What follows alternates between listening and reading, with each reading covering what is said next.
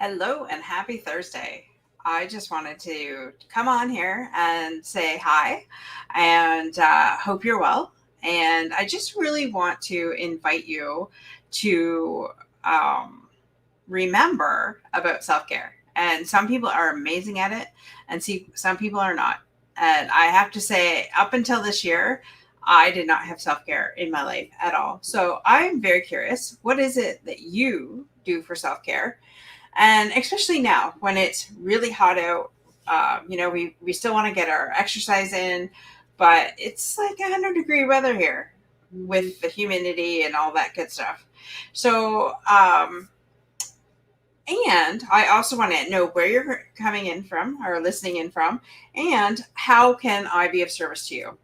I come on here pretty much daily, and I have a lot of tips that I share, but I really do want to hear from you. I care what you think, and I care what matters to you. So I really would like to know how you're doing, what's your dream, and, really what is it that drives you to get up in the morning, get out of bed, and face those demons.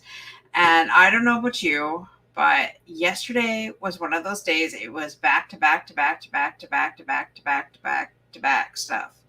And I'm not kidding.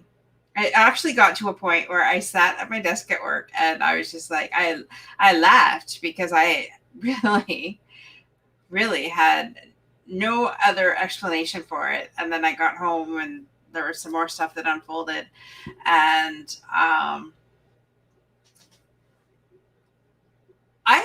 I kept my calm through it all. There was bits and pieces of it that I was a little bit aggravated about, but I have to say, like, I kept my calm, and all I kept on thinking was, I am in for one hell of a promotion. Like, God is going to send me to the next level really quick on everything that's going to happen, because I also, I am surrounded by seven beautiful, amazing women on Saturday mornings that are bringing me to a whole new level. And one of the conversations in our meeting last Saturday morning was, um, one of the ladies said, "You remind me of the phoenix rising out of the ashes."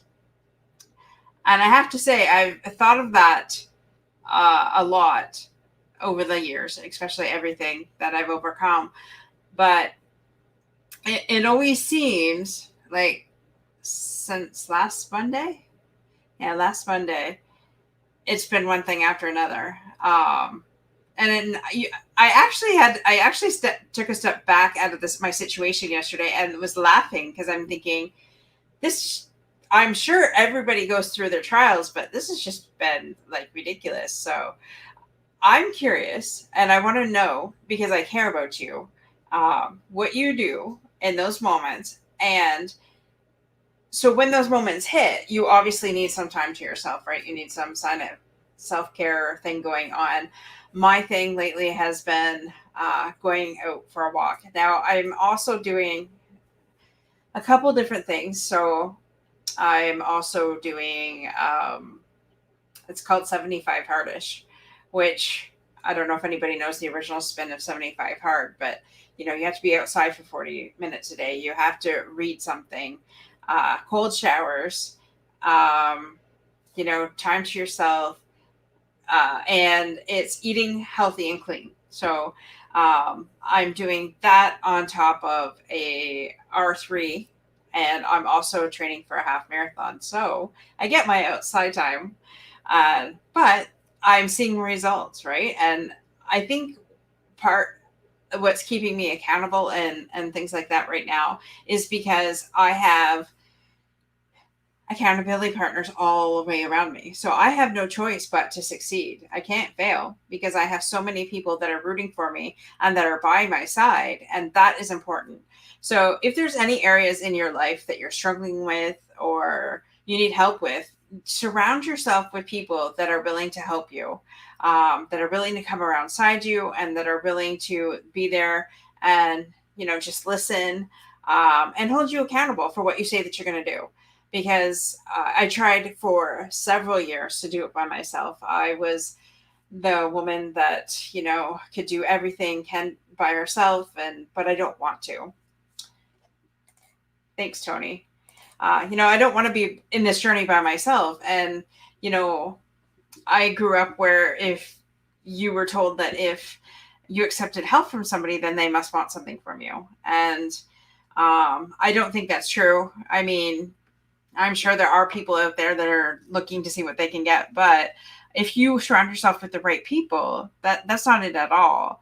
And I've had a lot of amazing women come into my life and pour into my life and help me out of the pits, especially back when I was, leaving my abusive relationship and things like that. Like, those were hard times, and it seems like, I think everybody has their own crosses to bear, and everybody has things that come up in their life, but it's how you choose to respond to those things. And if we mess up the first time, God's going to bring that around a second and third and fourth until you learn your lesson.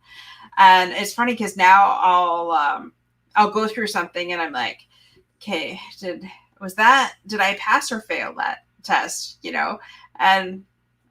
And like, if I think I failed that test, I'm like, oh, sorry, God, I just really ask for repentance in that moment. But I mean, that's what life's all about, right? He's making us those diamonds in the roughs. So I'm curious. I want to hear from you. What is it that makes you tick? What is it that are your dreams? I made a joking comment to somebody and said, oh, at this point, I just want to be a beach bum, buy a bar on a beach somewhere in Florida, and just serve drinks, have happy hour all day long. Wouldn't that be amazing? And if you've ever read Jeff Olson's book, I forget the title of it. I have it in my bookshelf in my bedroom, but he was a beach bum. And he went from being a beach bum to a very wealthy millionaire.